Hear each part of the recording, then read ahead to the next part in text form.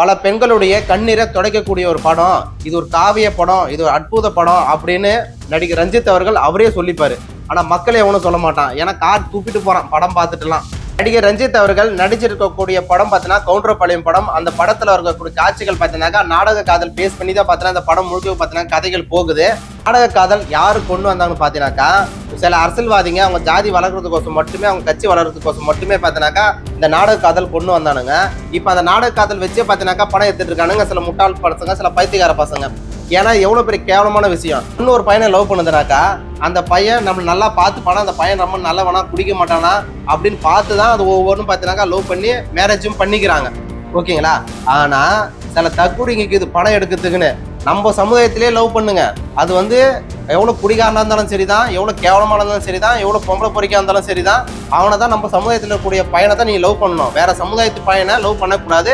அவன் எவ்வளவுதான் படிச்சிருந்தாலும், அவன் எவ்வளவுதான் உத்தம புத்தனா இருந்தாலும், எவ்வளவுதான் நல்லவனா இருந்தாலும், ஆனா அவனை நீ லவ் பண்ணி கல்யாணமே பண்ணக்கூடாது. ஹாய் ஃப்ரெண்ட்ஸ், எல்லாருக்குமே வணக்கம். இது வரலாறு பேசுவோம். வரலாறு பேசும் சேனல் பத்தி பார்க்க போறோம்னாக்கா கவுண்டர்பாளையம் ஒரு படம் வந்து தமிழ்நாட்டு மட்டும் இல்ல உலகம் முழுவதுமே இந்த படம் பார்த்தனா வெற்றி பார்த்தனாக்கா கொண்டாடிட்டு இருக்காங்க. இது ஒரு அற்புதமான ஒரு படம். நிறைய பெண்களுடைய கண்ணீரை துடைக்கக்கூடிய ஒரு படம் பார்த்தீங்கன்னாக்கா நடிகர் ரஞ்சித் அவர்கள் அவரையே சொல்லிக்கிட்டு இருக்காரு. எவ்வளவு பெரிய முட்டாள்தனமான ஒரு நடிகர் ரஞ்சித் அவர்கள் இருக்காருன்றது பார்த்தாலுமே தெரியுது.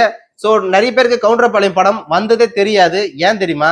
ஏன்னா கவுண்டர்பாளையம் ஒரு படம் ரொம்ப ரொம்ப கேவலப்பட்டு அசிங்கப்பட்டு போட்ட காசை கூட எடுக்க மாட்டோமான்னு பார்த்தீங்கன்னாக்கா இருக்கக்கூடிய சூழ்நிலை தான் நடிகர் ரஞ்சித் அவர்கள் இருக்கிறாரு.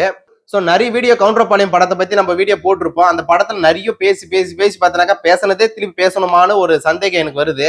இதுல என்னன்னு பார்த்தீங்கன்னாக்கா நாடக காதல். ஸோ நடிகர் ரஞ்சித் அவர்கள் என்ன சொல்ல வர்றாருன்னா நாடக காதல் பேஸ் பண்ணி தான் இந்த படத்தை எடுத்திருக்காங்க. இந்த படம் பார்த்தீங்கன்னா நாடக காதல் யாரெல்லாம் கொண்டு வந்தாங்க பார்த்தீங்கன்னாக்கா சில அரசியல்வாதிங்க அவங்க கட்சி வளர்றதுக்கோசம் மட்டுமே பார்த்தீங்கன்னா ஜாதின்ற விஷயத்த கொண்டு வந்தானுங்க.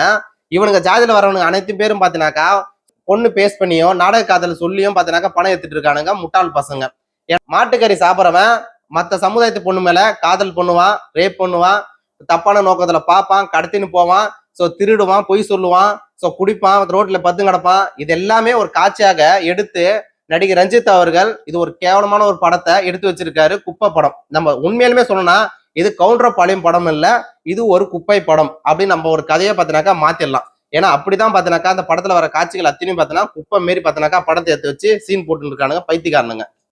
சில பேரு நம்ம வீடியோ பார்த்துட்டு நிறைய பேர் என்ன சொல்றானுங்க, பா ரஞ்சித், வெற்றிமாறன், மாரி செல்வராஜ் இவங்கெல்லாம் படம் எடுக்கும் போது நீங்க எங்க போயிருந்தீங்க, ஏன் அப்ப அவங்களுடைய படங்கள் விமர்சனம் நீங்க பண்ணல அப்படின்னு பார்த்தா நிறைய பேர் கேள்வி கேட்கறாங்க.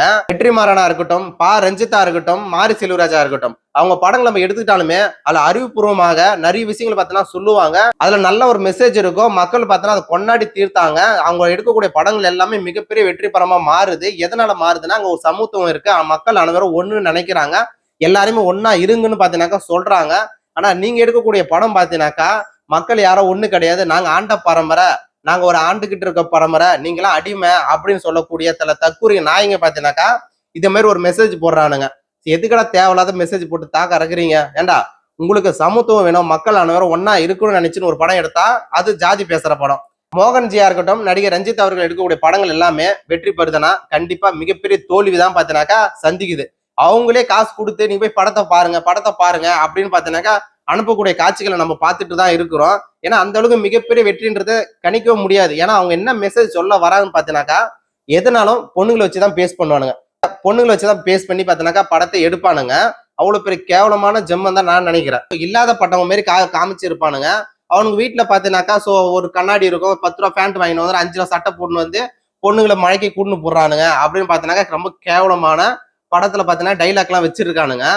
நடிகர் ரஞ்சித்தா இருக்கட்டும், மோகன்ஜியா இருக்கட்டும், அவங்க எடுக்கக்கூடிய படங்கள் அனைத்தையும் பாருங்களேன், பெண்களுக்கான ஒரு படமா இருக்கணும், பெண்கள் கண்ணீரை துடைக்கக்கூடிய படமா இருக்கணும் அப்படின்னு அவனுங்களே நினைச்சுக்கின்னு அவங்களுடைய சமுதாயத்துல இருக்கக்கூடிய பெண்களே கேவலம் பத்துவானுங்க, அசிங்க பத்துவானுங்க. 10 ரூபாய்க்கு கூலிங் கிளாஸ், 10 ரூபாய்க்கு பேண்ட், 5 ரூபாய்க்கு சட்டை போட்டுக்கிட்டு வந்து பொண்ணுகளை மழைக்கு கூண்டு போடுறானுங்க அப்படின்னு பார்த்தனாக்கா அப்படி கேவலமான ஒரு படம் பார்த்தனாக்கா எடுத்து வச்சுன்னு இருக்கானுங்க. இது வந்து அவங்களுடைய பெண்களை கேவலமா பேசுற மாதிரி தான் இருக்கு. ஏன்னாக்கா எந்த ஒரு பெண்ணா இருந்தாலும் ஒரு 10 ரூபா கூலிங் கிளாஸ், 10 ரூபா பேண்ட் நல்லா டிப்பாப்பா இருந்தாக்கா அந்த பொண்ணு வந்து ஓடி வந்துருமா? அப்ப அந்த அளவுக்கு கேவலம் பத்துற மாதிரி தானே இருக்குது அந்த பெண்களை. இன்னொரு பையனை லவ் பண்ணுதுனாக்கா அந்த பையன் நம்ம நல்லா பார்த்துப்பானா, அந்த பையன் நம்ம நல்லவனா, குடிக்க மாட்டானா அப்படின்னு பார்த்துதான் அது ஒவ்வொன்றும் பார்த்தீங்கன்னாக்கா லவ் பண்ணி மேரேஜும் பண்ணிக்கிறாங்க. ஓகேங்களா? ஆனா சில தற்கூரிங்க இது பணம் எடுக்கிறதுக்குன்னு நம்ம சமுதாயத்திலே லவ் பண்ணுங்க. அது வந்து எவ்வளவு குடிகாரனா இருந்தாலும் சரிதான், எவ்வளவு கேவலமா இருந்தாலும் சரிதான், எவ்வளவு பொம்பளை பொறிக்கா இருந்தாலும் சரிதான், அவனை தான் நம்ம சமுதாயத்துல இருக்கக்கூடிய பையனை தான் நீ லவ் பண்ணணும். வேற சமுதாயத்து பையனை லவ் பண்ணக்கூடாது. அவன் எவ்வளவுதான் படிச்சிருந்தாலும், அவன் எவ்வளவுதான் உத்தம புத்திரனா இருந்தாலும், எவ்வளவுதான் நல்லவனா இருந்தாலும், ஆனா அவனை நீ லவ் பண்ணி கல்யாணமே பண்ணக்கூடாது.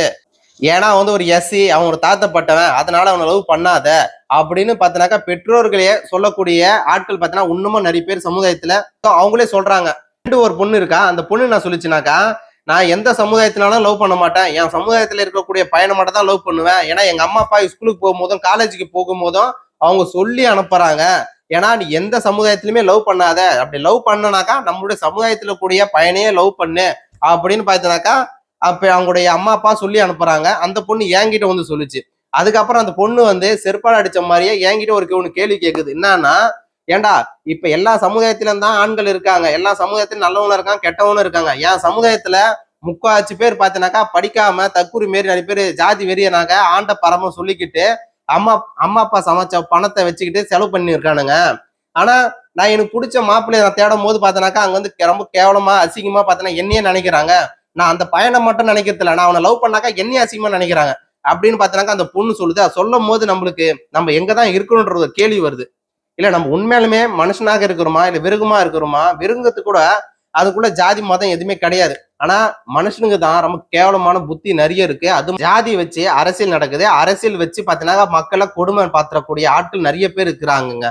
சோ அப்படிப்பட்ட ஒரு படம் தான் கவுண்டர்பாளையம் படம். இந்த படத்துல நிறைய பேருக்கு என்னென்ன காட்சிகளும் பிடிச்சிருக்கு, என்னென்ன காட்சிகள் பிடிக்கல, இந்த படத்துல நான் அடியோட வெறுத்துட்டேன்பா, இந்த படத்தை நான் பார்க்க போலப்பா அப்படின்னு நினைக்கக்கூடிய ஆட்கள் எத்தனை பேர் இருக்கீங்க? மறக்காம கமெண்ட் பண்ணுங்க. நெக்ஸ்ட் காணொலியில இதை விட இன்ட்ரெஸ்டாக வீடியோவில் பார்க்கலாம். உங்களின் நூறாக உங்களின் ஒருத்தராக பேசிக்கிறான் என்றும் உங்களோட இணைந்திருக்க என்னோட சேனல் மறக்காம சப்போர்ட் ஆதரவு கொடுங்க. அனைவருக்கும் ஷேர் பண்ணுங்க.